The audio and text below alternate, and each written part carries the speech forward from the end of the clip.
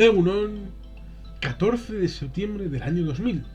En el Perú se presenta públicamente el primer Vladivideo, en donde aparece el asesor presidencial Vladimiro Montesinos sobornando a un congresista de la oposición. Se destapan así los 10 años de corrupción de alto nivel que habían mantenido en el poder al presidente Alberto Fujimori.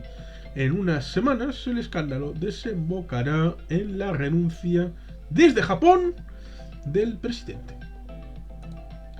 Es curioso, es una historia sorprendente, la del Perú, en el que en el año 90 gana el señor Alberto Fujimori las elecciones presidenciales a Mario Vargas Llosa, el candidato liberal y alternativa, para sustituir a Alan García, el candidato del APRA, que había ganado las elecciones en el año 85 en su mandato. Bueno, hubo problemas de hiperinflación, problemas económicos.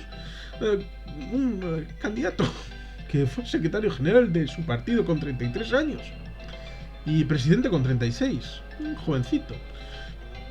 Y en el año 90 gana las elecciones. Luego en el 92 hubo un golpe de estado del propio Fujimori contra el presidente Fujimori, un autogolpe.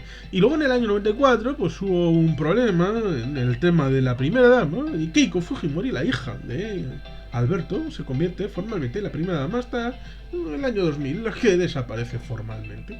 El régimen, me refiero. Bueno, luego se sucedieron una serie de presidentes interinos, como por ejemplo el señor Alejandro Toledo, hasta que hubo una serie de elecciones. Por ejemplo, en el año 2006 volvió el señor del APRA, ¿sí?, que tuvo un mandato de 5 años hasta el 2011, en el que Ollanta Humala le ganó a Keiko Fujimori. Luego en el año 2021 el señor Pedro Castillo le ha ganado a Keiko Fujimori. Hay un poco de mala leche con el tema. En esta década, que ha desaparecido, porque ya estamos en la tercera década del siglo XXI, Pedro Pablo Kuczynski, PPK, ganó las elecciones presidenciales, aunque no terminó mandato, porque tú ya sabes, el mandato de Odebrecht, que es el mandato del soborno, de la panoja en el bolsillo, pues metió en problemas a todos los presidentes que ha habido en el Perú. Ollanta Humala, el señor del APRA, que en paz descanse, cuando le fueron a buscar a casa, se suicidó. Por eso que en paz descanse. Es curioso porque cuando los investigadores llegaron al aeropuerto de Maiquetía, sí, en Venezuela, por el caso de Brecht, se los fumigaron. ¿Saben por qué? Porque por decreto presidencial en Miraflores no hubo corrupción. ¿Por qué? Porque lo dice Miraflores. En Miraflores no hubo caso de Brecht. Punto y final. En el resto de países, como la democrática Perú, se investigan y caiga quien caiga, hasta el último sol, hasta el último céntimo, hasta el último peso, hasta el último dracma, hasta el último yuan, se va a investigar y se ha investigado. Incluso alguien tan bueno para la economía y la estabilidad institucional como Pedro Pablo Kuczynski fue sometido a juicio, tanto político como de derecho. Y ahora está el señor Pedro Castillo, una especie de Ollanta Humala sin refinar, que ya había sido candidato en 2011 cuando ganó el señor del APRA. No, el señor del APRA ganó en 2006 hasta 2011. Pues ahí fue cuando también fue candidato y perdió Ollanta Humala. Y Ollanta Humala ganó en su segunda elección, pues Pedro Castillo ha ganado en su primera elección presidencial, por lo tanto está sin desvirgar, por lo tanto pueden pasar cosas como la que estamos viendo, que su fuerza, Perú Libre, en los, en los territorios de Cajamarca, dice, es que las multinacionales son muy malas, malísimas, y la minería da poco dinero. Hay un pequeño problema. La minería da más dinero que Canadá, que en otros países donde hay esos elementos, pero los poderes públicos son incapaces de hacer buena gestión del dinero, incluso teniendo más de la mitad de las regalías y de los dineros ingresados en cuentas corrientes, con lo cual el problema no es de las grandes multinacionales malvadas, capitalistas, burguesas. No, no, no, no, no, no. Ellos pagan religiosamente el dinero que tienen que, por impuestos, por derechos de extracción y todo eso. El problema es que el sistema político, si no es capaz de gestionar esos fondos y traducirlos en servicios públicos, en infraestructuras, pues el problema está del lado de lo que es de todos. Y de que los que tienen interés en lo público no son capaces de tejer un sistema institucional que les represente o que ellos participen del tejido institucional público, no de las malvadas capitalistas, empresas multinacionales, burguesas, oligárquicas, que pagan su dinero, y el dinero está en los fondos de las instituciones públicas. Por eso se pueden dar dogmas de fe, propaganda, que luego lleva a que gente de la denominada malamente extrema derecha, como Keiko Fujimori, que estaba apoyada en este año 2021 por Mario Vargas Llosa, el liberal, que se enfrentó con su padre en el año 90, pues Pedro Castillo estaba apoyado formalmente por los comunistas, marxistas, leninistas, aunque si rascamos la política social, familiar, comunista, un poco ragaruno el comunismo de Pedro Castillo. Por eso es importante, más allá de los elementos de las etiquetas, poner en negro sobre blanco las políticas concretas que cada candidato propone.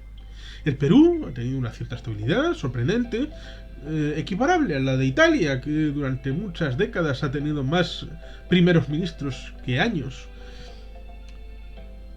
Pues Perú, ahora se está ralentizando un poco el asunto, ha tenido una serie de vicisitudes en este siglo XXI, después de ese sobresalto del año 2000, Vladimiro Montesinos, el asunto de las escuchas, la corrupción, logró una cierta estabilidad y una cierta continuidad en las instituciones, pero más allá de eso, estableció un crecimiento económico de más de 2 dígitos, cerca de casi 20 años, un elemento que le despegó de sus inmediatos vecinos, ya fuera Ecuador, Bolivia, y lo integró, por ejemplo, en la Alianza del Pacífico, en principio para 4 países, Chile, Perú, México,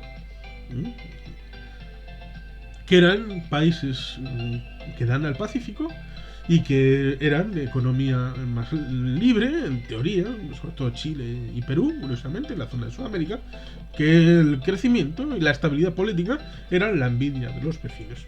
Solo que, pues desde el tema del caso Odebrecht y todas aquellas consecuencias a nivel político desestabilizaron, aunque la economía siguió en piloto automático, funcionando casi como si fuera Italia, la Italia de Sudamérica. Pero parece que el motor se está gripando y con dogmatismos como el asunto del tema de la minería, parece que se va a establecer una nueva política que va a poner palos en la rueda en el tema del crecimiento, aunque las empresas no sean las culpables del asunto.